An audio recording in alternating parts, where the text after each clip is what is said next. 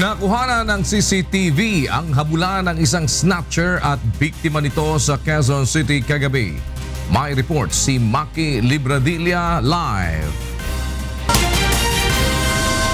Maki.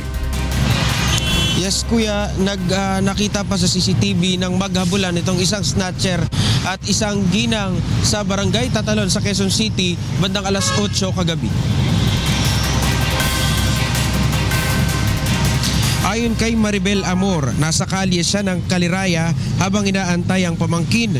Napansin niya umano ang sospek na nagpapalakad-lakad sa lugar at nang kanyang inilabas ang cellphone ay dali-dali umano itong hinablot ng snatcher. Sinubukan pa niya itong habulin subalit hindi na naabutan nang makapasok ang sospek sa madilim at maliit na iskinita. Nahuli naman ng mga barangay tanod ang sospek matapos magreklamo si Amor. Subalit ang sospek 15 anyos pa lang. Sangkot din umano ang biktima o ang sospek sa riot ng mga kabataan na nakuhanan din ng CCTV noong nakaraang buwan. Nung una todo tanggi pa ang sospek subalit umamin din ito ng ituro ng mga nakakita sa insidente. Hindi na nagsampa ng reklamo si Amor dahil minor de edad pa niya ang sospek at maaari pa itong makapagbagong buhay. Tumanggi nang magbigay ng panayam ang ina ng sospek.